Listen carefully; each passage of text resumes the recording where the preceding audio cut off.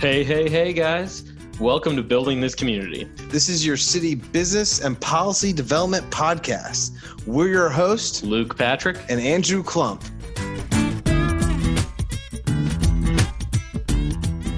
Welcome to this week's episode of Building This Community. Today, our guest is Cindi Sullivan, who is currently the Executive Director and President of Trees Louisville. Cindi, thanks for joining us today. How are you? I'm very well, Andrew and Luke. Thank you very much for having me today. Well, we're very happy to have you today. We know that you have been involved in Louisville for decades and that you're currently with Trees Louisville, but can you give us a little bit more of your background and even how you got into trees? Okay. Well, I am a horticulturist by education. I graduated from the University of Kentucky Department of the College of Agriculture with a specialty in horticulture, fruits and vegetable production. And I'm just one of those people that feel the people-plant connection is how we refer to it very strongly. And so I've always been an outdoor person, a gardening person, a person that appreciates all things green and soils. I have a minor in agronomy. So when I moved to Louisville 30 years ago, I was fortunate enough to be involved with Operation Brightside. I was hired as the community gardening coordinator. What a plum job for a horticulture major that specialized in fruit and vegetable production. So I got to work in lots of neighborhoods in Louisville. I worked in Russell and California and Parkland and in Cotter Lang back when it was Cotter Lang. And at the same time, because I was involved with Brightside, which was a nonprofit organization that was started by Mayor Abramson, I also got to know the city of Louisville and departments and how they work, and I also got to know the board of Brightside, which, not surprisingly, are kind of work at the time, kind of movers and shakers in the community. So what a lucky introduction I had to the city of Louisville. And I had a couple of other things along the way. I became a City of Louisville employee in the Department of Community Services. And again, expanded my knowledge about the neighborhoods of Louisville. And then I kind of went off on my own. My kids were getting a little bit older, so I started consulting just for myself. Did some municipal and neighborhood work, which was great because, again, learning more about Louisville. And I worked for MSD and for the Olmsted Parks Conservancy. And along that, during that time, I also became a certified arborist. And I joke that the young people I know now that are certified arborists have a number that identifies them. And it's, in the 9,000s. And I won't even tell them what my number is because it's such a low number. Yeah, a little bit lower. Well, so how did you end up then transitioning to Trees Louisville?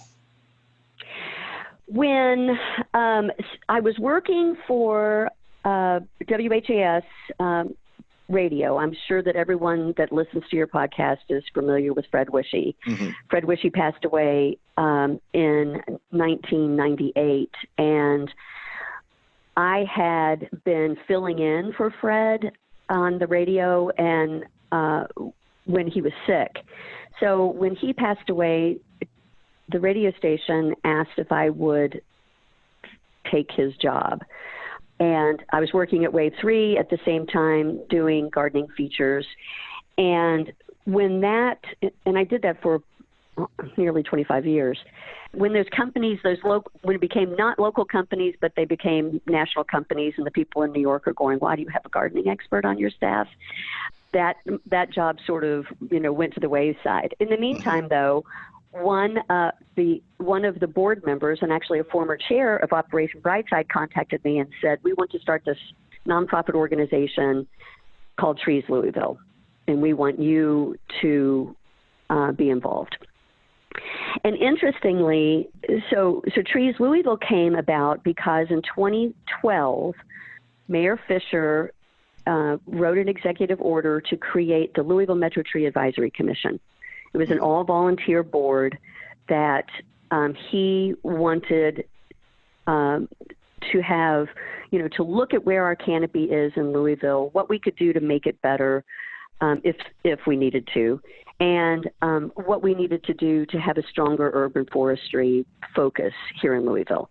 So that organization, that board, had a 3-year window of opportunity to get its work done.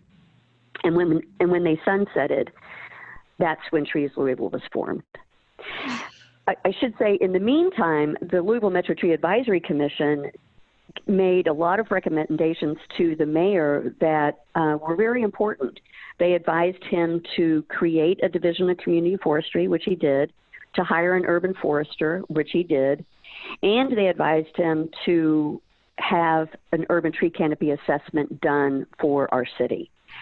And that urban tree canopy assessment showed an alarming loss of trees during that 8-year study period, which was another part of the reason that Trees Louisville, that it was so important that Trees Louisville be formed.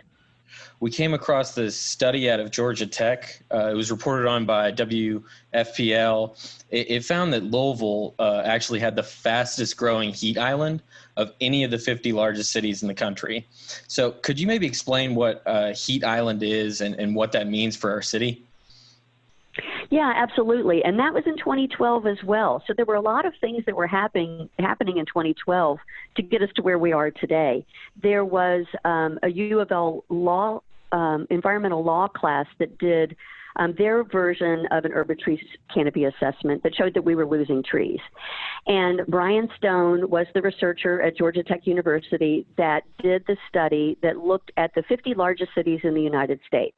And Louisville was included in that number. And he looked at the change in temperature per decade for 4 decades, from the 60s to the 2000s. And he found that Louisville's increase in temperature per decade over that time period, over those 4 decades, was 1.67 degrees. The next city in line was Phoenix, Arizona, and their increase was 0.8 degrees. So, wow, Louisville, yeah, that's substantial. Yeah, yeah, the numbers are crazy. I mean, almost so that I think he ended up throwing out the numbers for Louisville for his study because they skewed everything so much. Yeah, such an outlier. Yeah, but regardless, the definition, if you will, of an urban tree of the urban heat island effect is the difference in the difference in temperature in the center city versus the outlying areas. So, for instance, one of the best ways to explain it, I think, is that if you live on the edge of Jefferson County, near Shelby County or Oldham County, and you drive into work every morning to downtown Louisville, there can be as much as a 10 to 12 degree difference. It's going to be 10 or 12 degrees hotter in the center city because that's where the concentration of the built environment is. That's where there's buildings and hardscapes and all those air conditioners that are putting out heat, and there are fewer trees. And the trees that are in the outlying areas transpire and they cool, the atmosphere, particularly overnight, so that those temperatures stay cooler, whereas the heat doesn't dissipate in the downtown area. And so I think you kind of hit on it right there. But so what would you say is the best way to kind of reverse that heat effect, that heat island effect? Well, study after study shows that having a robust tree canopy, and by tree canopy, I mean all those branches and stems and leaves that are in the top of the tree that provide shade. A robust tree canopy is by far the most efficient and effective means of reducing the urban heat island effect. Yeah. To say shade. Yeah, to say nothing about what else they might contribute to the community, But about the heat island specifically in Louisville, is it experienced evenly across the city, or are there maybe some areas that are harder hit? There are areas that are harder hit. Because of Brian's original 2012 study, that created a lot of interest, obviously, here in Louisville. So Brian actually came back to Louisville and began a 2016 heat management study. So he looked at ways to reduce the urban heat island effect, specifically in Louisville. And that study is available online at the louisvilleky.gov website. If you just Google 2016 heat management study, the whole study will come right up so that you can view that. But, by far, he identified, to answer your question, he identified hotspots in the community. And as you can imagine, the hotspots are in the downtown area where, the tree canopy is 8%, and there's all that hardscape. In the airport area and surrounds, and then some areas in southwest Louisville where there's a lot of industry and a lot of hardscape, but not as much canopy. So, Cindi, with that, then, are there any initiatives? So, I know you worked with me a little bit in develop, or at least helped me when I was developing the Audubon Park Forest Code that kind of mirrored a lot of what Metro Louisville's recent forest code is. Besides that, I haven't really heard of too many initiatives other than what Trees Louisville is doing. I mean, what are some of the projects you all are working on to kind of maybe fix some of the greening issues in maybe the West End or low-income areas?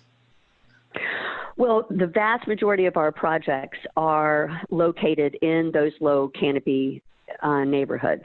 The urban tree canopy assessment that was published in 2015 that was done by the Davie Resource Group is a very granular, very detailed study. Again, it's 114 pages, and you can see that on the Louisville KY website. So we concentrate the vast majority of our projects in West, South Central, and Southwest Louisville. Those are the areas where the lowest canopy. So we also work with education and with public awareness so that we are trying to get more people to understand how important and how valuable the urban tree canopy is. I mean, you mentioned a little bit earlier that, all of those other services that trees provide. Well, I mean, trees clean our air and they intercept stormwater, which reduces MSD's, investment in hardscape. They save energy for people. And there's also this aspect of social cohesion. And I think that that's something that we don't talk about enough. If you've got a nice shady front yard and you've got a front porch, you are much more apt to sit on your front porch and know your neighbors and talk to your neighbors than you are if it's, like a desert because you have no shade.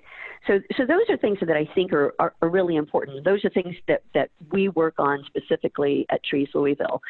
Advocacy is another big part of it, and there have been some really important initiatives that have been put in place over the last couple of years. One is, as a recommendation from the Louisville Metro Tree Advisory Commission, Metro Council wrote a resolution to create a public tree protection ordinance. And that tree protection ordinance applies to any public trees, so trees that are on the right-of-way, trees that are on, Metro properties.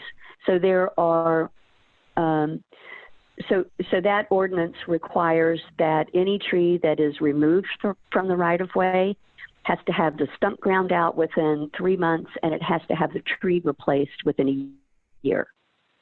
So that was a very important step for Louisville Metro to put into place. Since then, again, as a result of a resolution presented by Metro Council, revisions have been made to the Land Development Code for new development. And those revisions require preservation of trees that are existing on properties that are going to have new development. Developers are now required to save 20% of the trees on a property. So that huge. We've never had that before.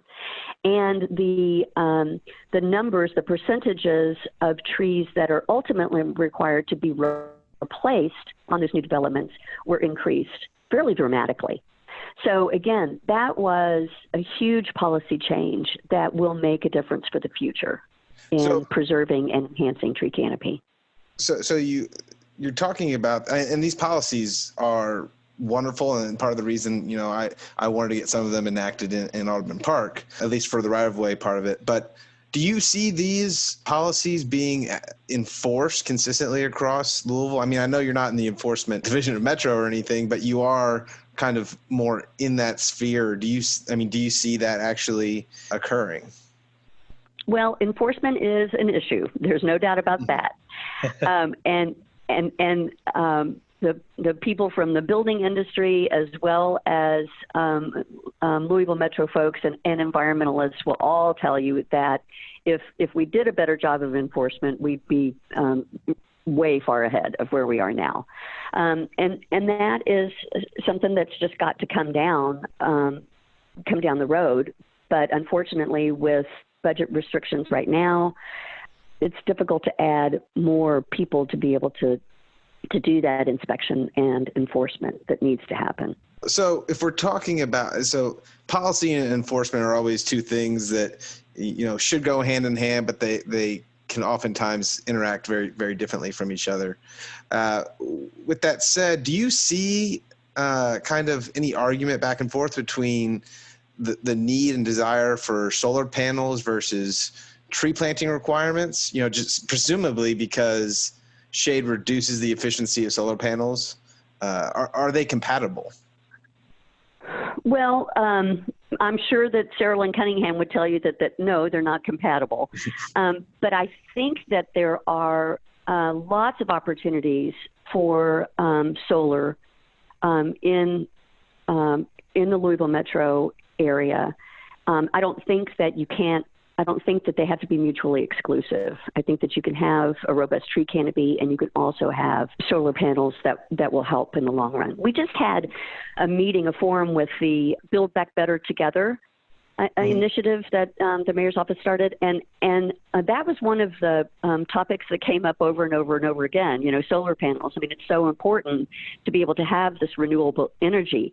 And when you look at the downtown area, for instance, that has 308 surface parking lots, why couldn't those be an opportunity for doing some solar panel installations?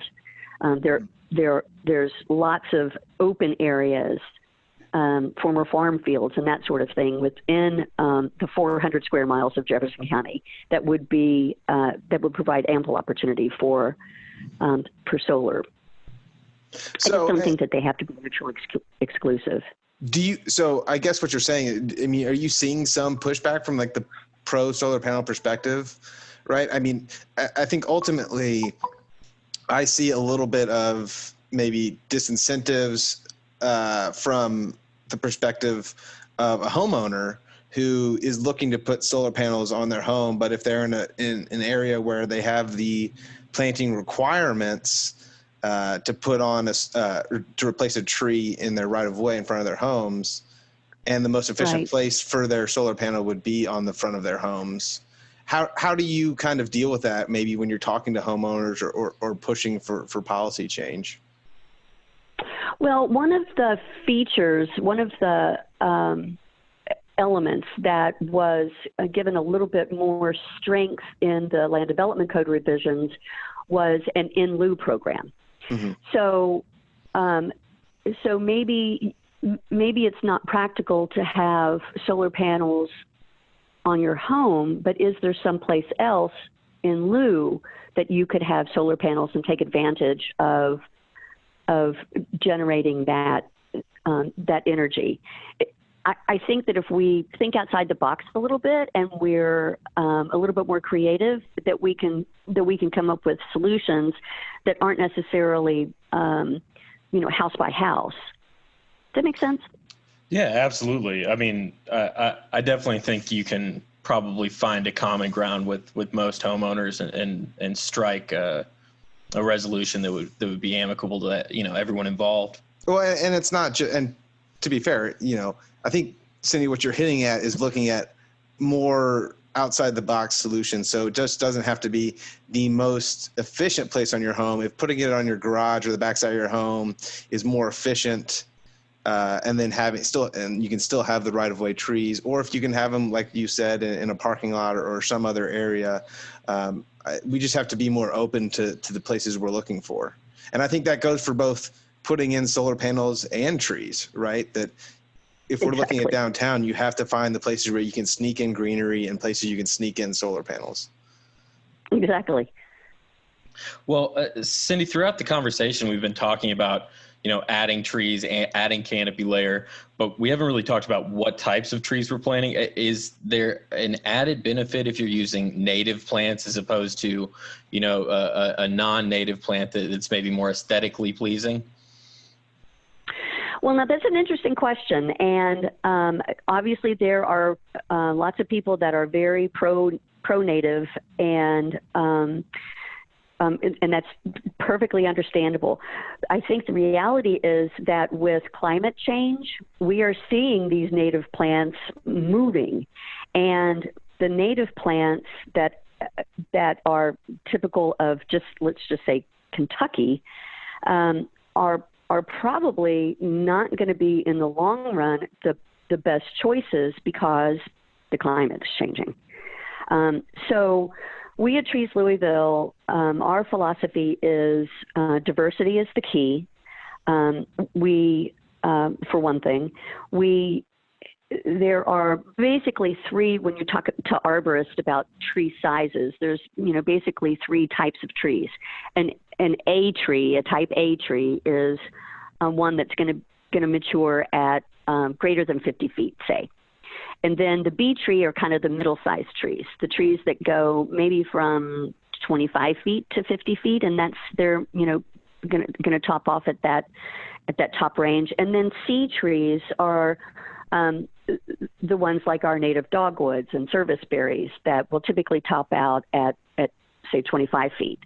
So we advocate for canopy trees, those big trees, the type A trees, and we advocate for lots of diversity.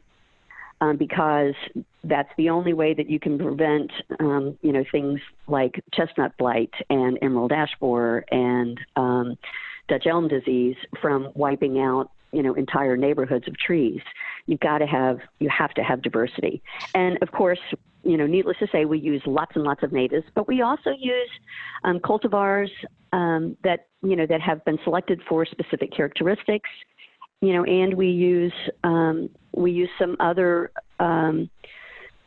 trees, that would be considered exotic to, a native plant person, but, they're very durable. And trust me, selecting trees for urban sites, you've got to have a tree that has lots of vigor and can withstand, the vagaries of urban soil conditions and obviously the heat and size restrictions and all of those sorts of things. So we work really hard to include diversity and to include trees that are appropriate for a particular site, whether they're native or not.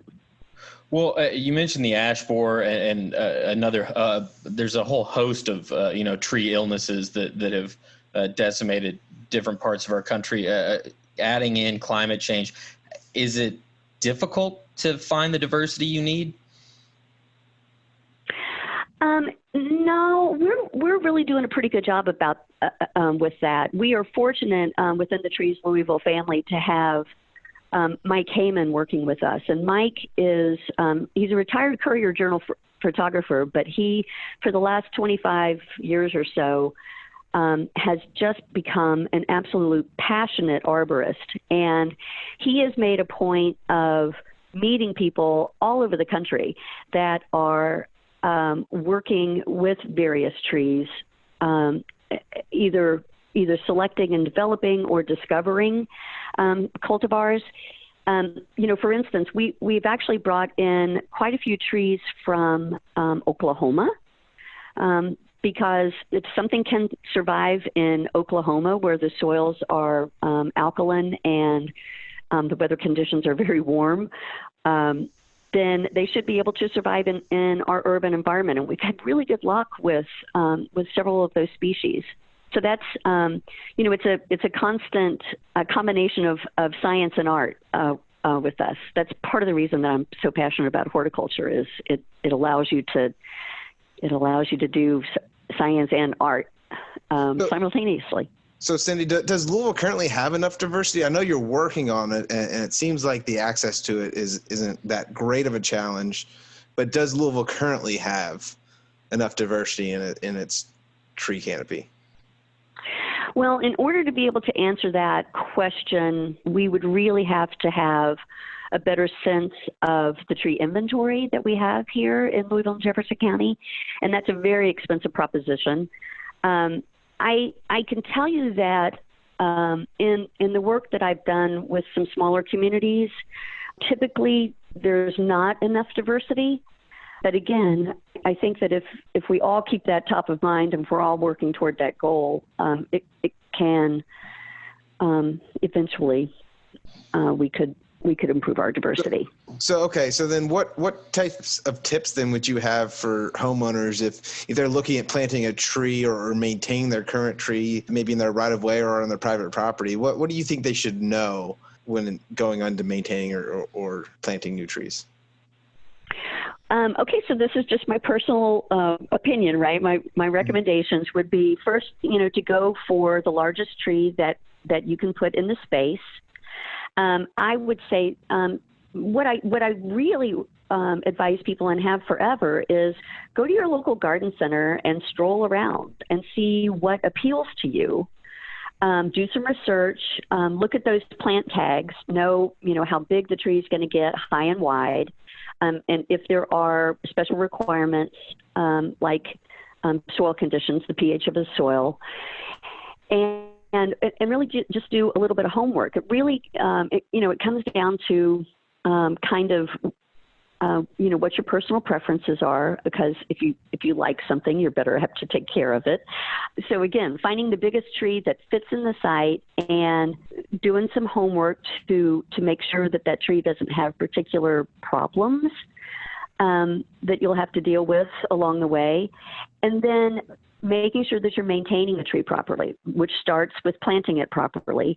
And again, if you go to the Trees Louisville website, treeslouisville.org, there's lots of planting tips, lots of watering tips, because the first couple of years of establishment are really important in regard to ensuring that the tree gets the water that it needs. And some pruning practices. And, because again, when a tree is little, it's a lot easier to do some structural pruning to ensure that it's going to have the strongest shape possible. And then long-term maintenance is really, really important too. As your trees are growing, and or if you happen to have a tree that is quite large, having it pruned professionally every 2 or 3 years is really important, because that allows the wind to blow through the tree, which reduces the load and the danger of it falling, and it allows air movement that can go through the tree too to help improve the environment that will keep disease and insect problems at bay. So long-term maintenance is really important too. Well, that's maybe something I need to address in my own backyard.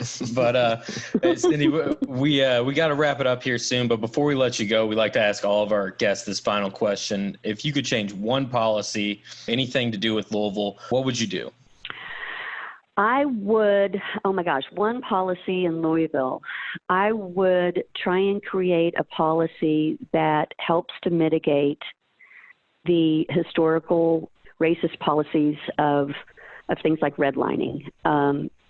I think that probably it would be top of mind for me right now. Absolutely. Yeah, I couldn't agree with you more on that. Yeah, it's completely understandable in this climate and everything. And, I think you see I think even in your industry, right, the lack of trees and plantings and green space in lower income areas because of historical redlining, I think they go hand in hand. So I think you're absolutely right. We can take those redlining maps and overlay tree canopy, and the redlined areas have 22% canopy, and the green-lined areas have 49. So that's just an indication of the historical, those policies that were federal policies, that we've got to make up for. Yeah, they perpetuate challenges all the way through to today. Constantly. Sure. Well, Cindi, we really appreciate your time, and thanks for joining our show. Thanks for having me. It was a pleasure. We'll pick back up with our reaction segment after a word from our sponsor.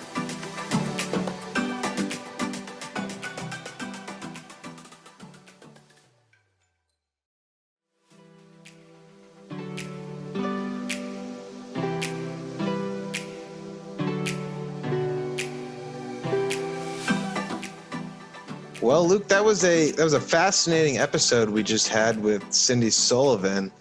I really liked how she went into about what Trees Louisville does. One thing she didn't mention that I'm a big fan of that they started a couple years ago is that they started planting trees at schools, which for some reason people thought needed to be vacant areas of just grass with no shade and any type of other shrubbery or anything there. So I think they've done a great job of taking the public green space that they have access to and really, really trying to help green up Louisville.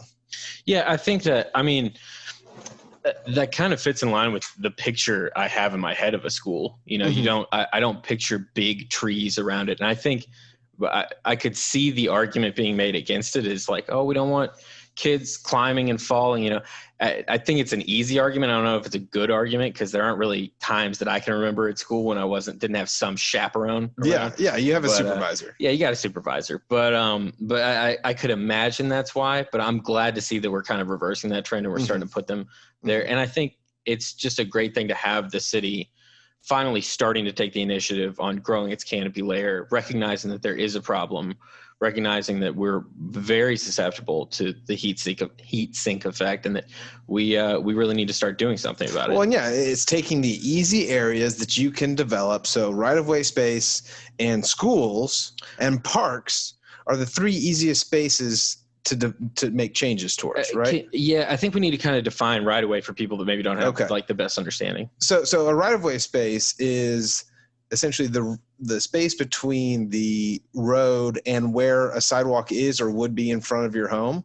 It can vary. It can be a little bit beyond that, a little bit further into your front yard, but for the most part, that's about where it is. And you see that you don't really have the grass strip in storefronts or downtown as much, but you do have where those trees are located in basically concrete squares. So those would all be right-of-way trees as well. Yeah, exactly. And in those areas in particular, in the downtown, when you've got all kinds of black asphalt, all kinds of glass, all kinds of air conditioning, increasing that heat, those are going to be like the most important areas to try and maintain those trees, grow the canopy, try and plant more if possible. And it's going to improve the walkability and the livability in the downtown area. And drainage, right? I mean, we've been having flooding issues lately too. But the other thing that I think is important that she didn't actually mention, but it's not directly trees related, but a thing that's becoming more and more popular are the pervious surfaces. A lot of the legendary trail in Lexington that connects downtown to some of the horse parks, that trail has all pervious surfaces, or throughout most of it, so that when it rains, the water drains through the concrete rather than just puddling all over to the side. Yeah, creating like one massive deluge where everything's going to end up. Yeah, and by doing that, it keeps the surfaces cooler, and it's just better for the environment in general. Oh, absolutely. That actually kind of segues me into the paper that I read for today. It was Urban Forests as Green Infrastructure. The city of Vancouver, Washington actually estimated that their existing tree canopy provided an annual savings of $12.9 million in terms of installing extra stormwater retention structures. And that's just a massive, wow. it's a massive savings. If people can nitpick like methodologies and stuff and how they might have arrived at that answer, but there's no question there's a massive cost saving element if you can increase like the root structure and help mediate some of the damage that can be caused by excessive rains or flooding. Yeah. And we know that's a problem we've had here in Louisville. Flooding has been increasingly a problem. Yeah. And so is it just, we just need to build bigger drainage ditches, or do we need to find other ways to actually improve drainage? Or we can put this other thing in that like everybody likes, it looks good, it cools us down, and it's, and you don't have to have a street dug up for a year to put them in. Exactly. So. Who loves waiting on construction, right?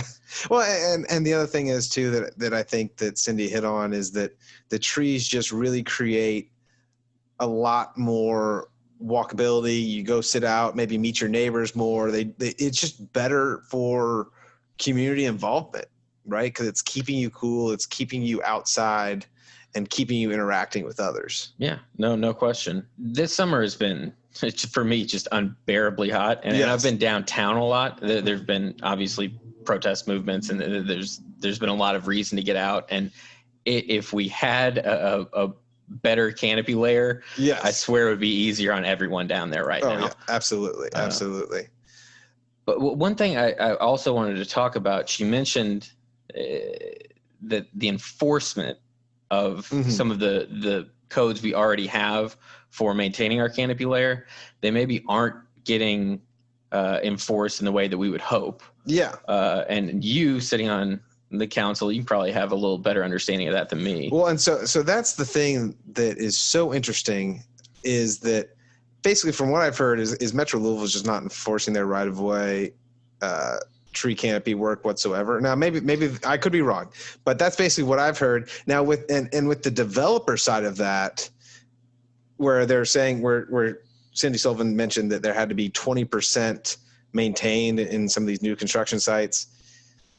As far as that goes, I mean, wouldn't it make sense if the penalties aren't harsh enough? It could be very easy for a developer to simply just cut down all the trees and then ask for forgiveness and pay the fine. Yeah, just pay the fine, rather than just trying to fight a court battle and cut down more trees than what they want. Well, we wrote the law so that it's aiming for a specific goal of like maintaining these trees. Mm-hmm. And if the penalty is so low or the enforcement is so lax that people just ignore it and do what they want, then it's not really even. It's just not effective. Yeah. So we have an enforcement office So that should be code enforcement for Metro Louisville is enforcing it. But part of the issue with it as well is, I'm sure, I doubt it, but I would highly doubt that Metro Louisville has some sort of index of all of the trees that they have lining in the right-of-way space throughout Metro Louisville. And so with that being the case, it seems very difficult for them to enforce it. Yeah. Right? Yeah. And now if they notice one being cut down, needing to be replaced, then they can go in and they can have that code enforcement. But I basically heard that they're not doing that. Now, the other aspect of it, of this policy for Metro, which is really, really important, is that at least from the right-of-way, not the developer side, but at least from the right-of-way perspective, it doesn't apply to the incorporated cities within Louisville. And for those of you that don't know, this is important. There are 83 incorporated cities within Louisville, like Audubon Park or St. Matthews or J-Town, and which basically takes up a third of the city. So as far as I know, Audubon Park is the only one that's actually mirrored Metro Louisville's right-of-way policy. Yeah. And so if none of the rest of them are doing it, now granted, they are greener than other areas of Metro Louisville, just I think from their development standpoint, but if nobody is creating these policies out in the East End, then Louisville's just missing so much space to ultimately fix its tree canopy issue and its heat island effect, because you just have a third of the population not having to deal with the laws that everyone else is. No, absolutely. And I mean, that's one of those times when you do see a conflict between the smaller cities and like the larger metro council. And to be clear, the reason it doesn't apply to the incorporated cities, which most of the time Louisville does have priority over the incorporated cities, but the reason it doesn't apply here is because the smaller cities get to have ownership of their right-of-way. Their streets and their right-of-way space is basically the strongest area or claim to authority that the incorporated cities have. Yeah, no, absolutely. I also, going back to that enforcement, if someone were to be fined, does that cash flow into just the general fund, or what does the city do with it? So for us, it would just go into a penalty section. It might flow back into the code enforcement section, or I think it just actually goes into our general fund. But as far as Louisville Metro goes, they have a separate escrow fund set up. Yeah, like a tree escrow fund. Yeah. So what and that's why that's so important, because either Metro Louisville can allocate funds from the general fund into that escrow account, or they get funds from fines and that they get from code enforcement that goes into that. And so the point of that the tree escrow fund is so that people that cannot afford to replace a tree can get one given to them by Metro Louisville and get that. They'll simply just pay for it out of that escrow account. And that's what makes the lack of compliance so outrageous, because you stand the potential of just getting a free replacement tree. Yeah. It's just following the proper procedures and following the code, Yeah. And it also depends. The issue too, if Metro Louisville is not enforcing this and you're having budgetary issues, it takes away pressure for Louisville Metro to put money into that fund because they have other budgetary restraints. Then you also aren't enforcing it and getting fines or getting permit fees from the people that can't afford it, that then the escrow fund never develops. So which ultimately is the most important thing. So it's great to hear that Trees Louisville is going out and planting trees on their own in these private areas, but you need help from the city to also have that escrow fund fully funded. Absolutely. Another aspect of these escrow accounts really is, I view them as funding replacement trees for people that might not be able to afford them. Mm-hmm. And another, it feeds into what you were saying earlier about the gross inequity between red-lined and green-lined areas of the city. What was that percentage that she? It was for red line districts, it was 22% canopy coverage, and for green line districts, it was 49%. Yeah, that's crazy. And ultimately, what she brought up, and she hit on an extremely important point, that with all the racial and social movements that we've had in this past year, one particular concept that I think is often getting overlooked by people that maybe oppose the movements is that there has been historical ramifications of laws that are still percolating to this day. So the fact that there was redlining is still dramatically impacting the quality of life of Black Louisvillians who couldn't get property in particular areas or had their properties devalued. So we are just seeing these constant, not just reminders, but actual impact of historical laws and